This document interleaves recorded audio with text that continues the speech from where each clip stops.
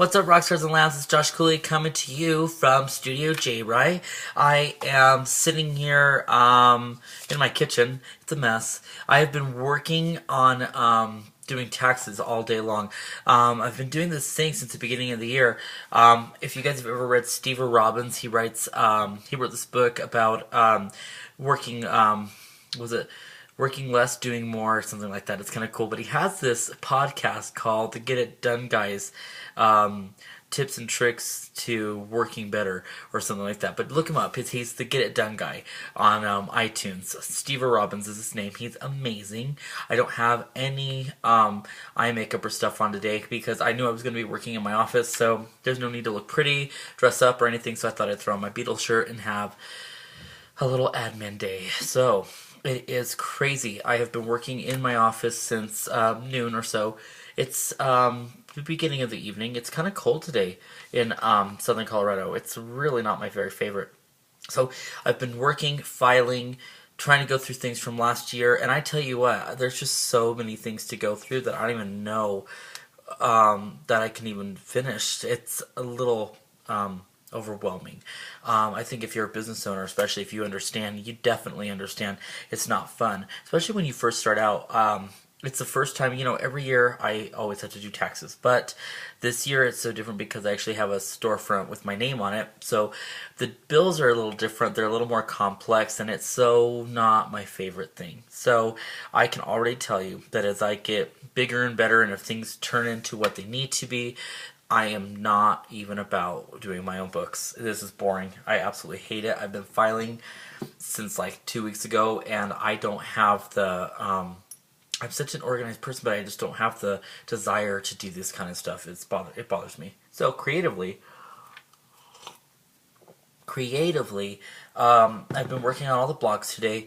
I was looking at Rockstar Slums. I think I told you last video that Rockstar Slums surpassed Pretty Boy Education in views. I'm so excited and so happy. Something I was laughing at is because I was sitting at lunch recently. I was reading through Rockstar Slums, and I need to proofread a little more. That makes me so sad because I'm such a precise person, and I like people to be very detail oriented, and I wasn't. And so it's funny. So I have to learn to just breathe and proofread a little bit, and maybe I should just proofread things in my life a little more. Maybe there's things that are not so detailed about me, not so fun, because I always think of myself as somebody that is so put together. And when you proofread and you start seeing little stuff, autocorrect is not my favorite on any device anymore because autocorrect fills in with weird words. I was trying to say the word dare and it put date, so it was dumb. I said Madonna's Truth or Dare collection, and it wrote Madonna's Truth or Date collection. I was like, she doesn't date, silly woman. Kidding. Anyway, so I've been working on the blogs today in between filing, and so I don't know. I've been trying to find this balance of creative and administrative, and I'd much rather blog than file and pay bills and do things like that. I think we all would, honestly. So if I had to vent about anything, recently, if you guys checked out Facebook, which really was sad, not very fun, because I totally had like some cyber attacks last week, which were no fun. I had posted something on my Instagram. We're in the age of everything being open and very shared. We also have the First Amendment that protects us from everything. If we want to say whatever we want, spout our mouth off about things on our own personal sites. I had posted a picture. It was a quote that really wasn't very nice, but this girl got online who happened to be a client of a girl I used to work with, and she got very defensive and wrote me 2 paragraphs about how she thinks I'm just a piece of shit and etc. And you can find it online, actually. So I retweeted it and I put it on Facebook and talked about cyber attacking me. Please don't. I was actually shut down. Facebook shut me down, went in as a third party and took out statuses and pictures and things and removed content without my say-so. So I'm just going to be really honest. I think you guys understand that if you put something on the internet, obviously it's going to be there. It stays with you forever and ever. Amen.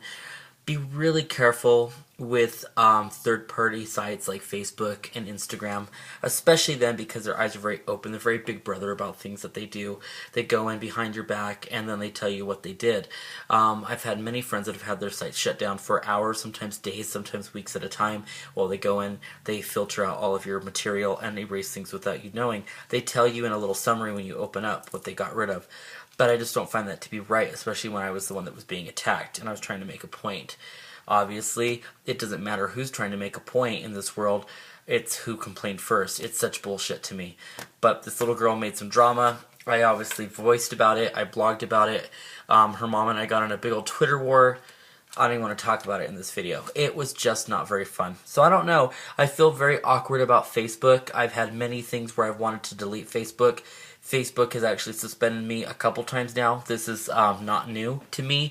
A Twitter war is not new to me. And a little bitch talking about me is not new. So, you know, I don't know how I feel about it anymore. I really don't. I'd feel very awkward, I think, because I think I could have reacted differently.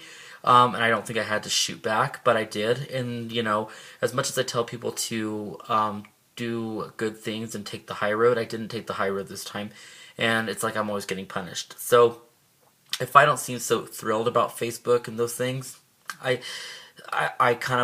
not somebody who's going to sit down and let somebody talk shit to me. So if you're going to be a little girl and you're going to yell at me and say things and then you're going to have people threaten me later, I'm definitely going to take legal action against you if I have to, which has already started. That's my vent. That's a lot of overshare for you. I feel horrible being dramatic like that, but it is what it is. The affirmation that I can tell you is this: guard your words with your life, but always stand up for yourself. Like, as much as I don't like that I had to answer back and that I had to go to a lower level to talk to some very lower level people, stand up for yourself. Don't be afraid to stand up for yourself, especially when it's somebody who's not even on your level. And I'm sorry, I know that sounds very caste system-like, and that sounds very demeaning, but there are people that are on your playing field in this world. There's people above us and there's people below us.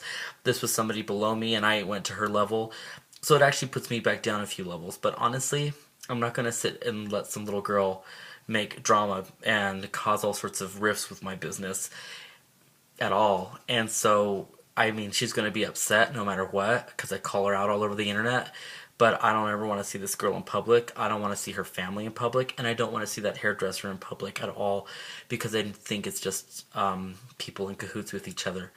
Defend yourself, my lambs. It's very important that you are a person of integrity. Even though I say to take the high road, I am telling you that when you push comes to shove and they push you first, it is okay to push back sometimes. Anyway, check out josh-cooley.com. Love you most. Bye. Mwah.